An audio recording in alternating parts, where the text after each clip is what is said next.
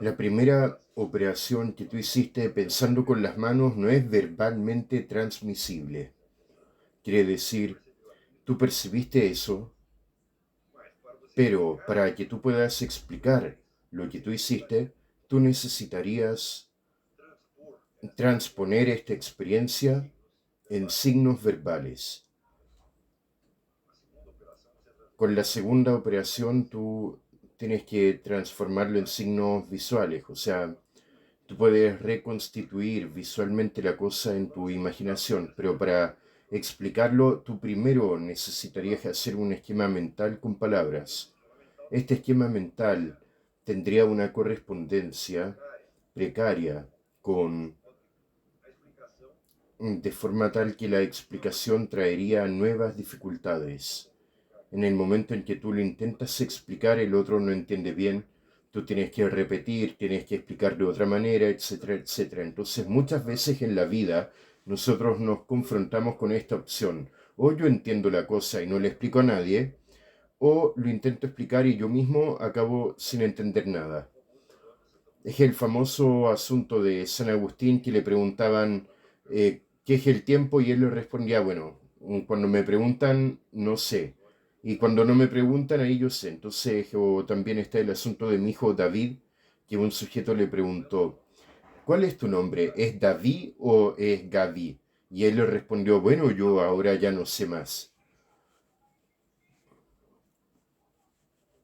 Entonces, estas preguntas que son producidas, digamos, por un estado de inquietud, de inseguridad, de estado de duda, muchas veces ellas son un elemento paralizante.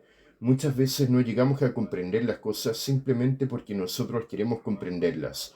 O sea, nosotros suscitamos preguntas y estas preguntas, como ellas vienen de una inseguridad de base, la primera cosa que hacen es crear una distancia entre tú y el objeto. O sea, para que tú te puedas explicar a ti mismo y explicarle a otro, tú necesitas crear nuevos esquemas mentales. Nota bien, los esquemas mentales son mentales, están en tu mente. Tú los vas como, no tienen que ver con el objeto. Tú te alejas del objeto, te cierras en el mundo de tus esquemas mentales para poder ofrecer una explicación para otro o para ti mismo. Y mientras más tú intentas explicar, más te vas complicando. Yo creo que una de las finalidades de la educación sería enseñar a las personas de contornear estas dificultades y operar la inteligencia de la manera más simple y más fructífera y con menos espíritu crítico, porque el espíritu crítico que te induce a un análisis aprofundizado, él tiene su función. La función de él es aquella que,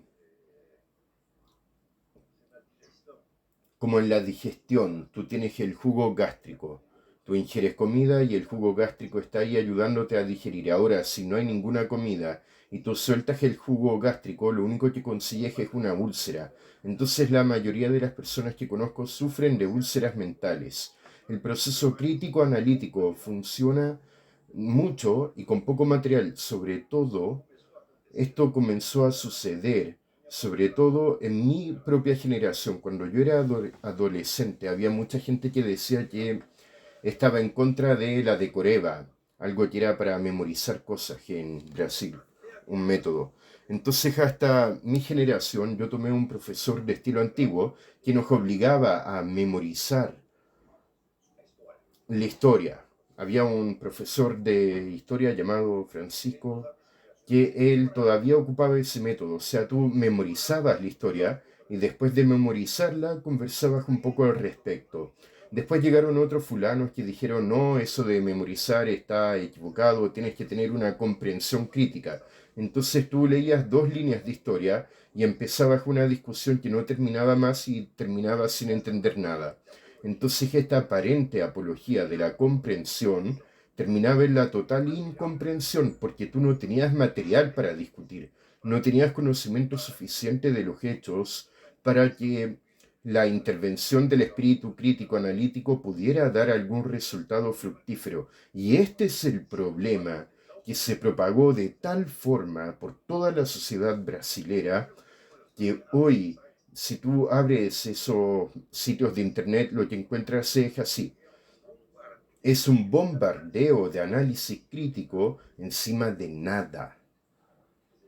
Quiere decir, las personas no tienen conocimiento del asunto, no tienen material memorizado suficiente sobre el cual pensar, no tienen experiencia y están ahí analizando, analizando, analizando, y eso de ahí es demencia, demencia, demencia.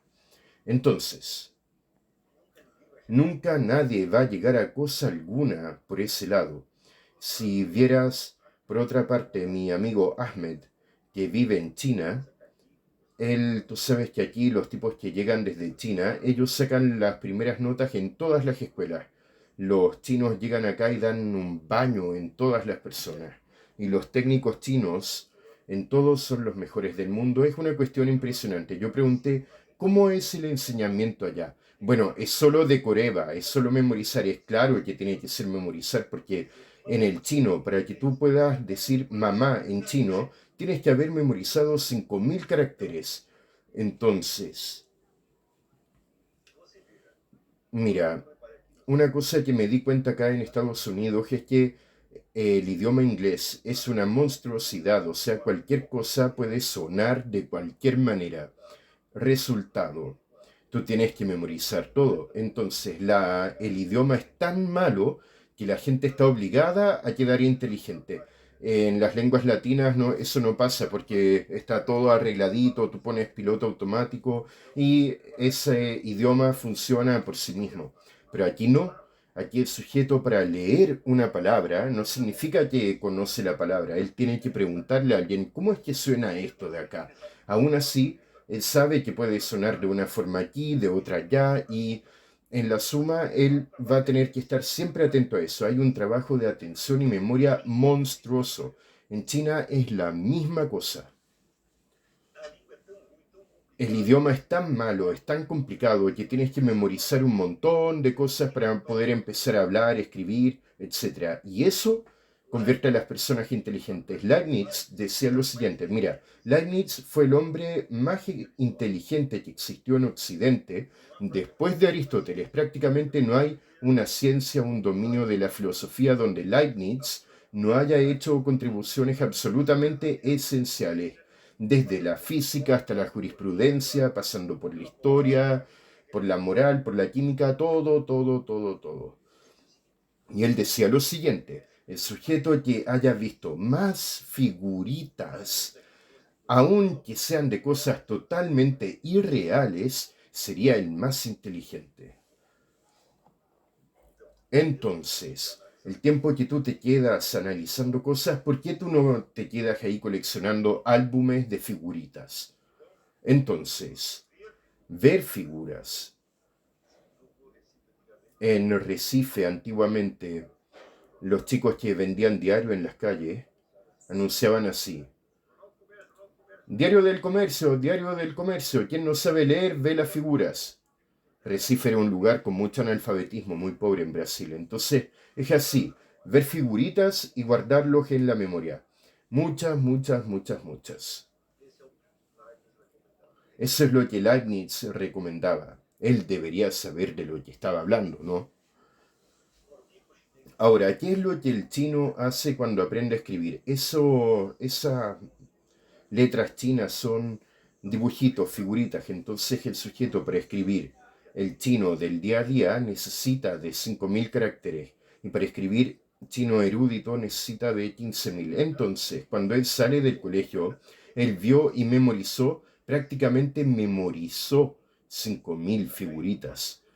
Hasta ahí él no participó de ninguna discusión, no ejerció ninguna inteligencia crítica, no dio ninguna opinión de nada, solo memorizó figuritas. Es por eso que él llega acá y le da de 10-0 a cualquier otro. Y es por eso que también el chino tiene esa capacidad tecnológica que es monstruosa, porque toda la gente dice, ah, los chinos solo copian. Sí, él copia, Él mira un producto, después se va a la casa, dibuja el producto, va a la fábrica y hacen otro igual. Eso es como Mozart.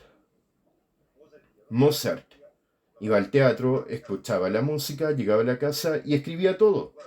¿Dónde es que él lo guardó? ¿En el pensamiento crítico? No, fue en la memoria. La memoria de él estaba abierta para ese asunto y se impregnaba de tal forma que aquello se quedaba y él conseguía restituirlo. Eso es inteligencia. La cantidad de raciocinio crítico que necesitas tener es así. La proporción es exactamente esta. La cantidad de comida comparado con el jugo gástrico. Pero hoy en día en el sistema de enseñanza está invertido. O sea, tú con poquísimo material comienzas ya a preguntarle al alumno, ¿qué es lo que tú crees? ¿Cuál es tu opinión? Ejerce aquí tu pensamiento crítico. Y entonces por eso nadie aprende nada, caramba.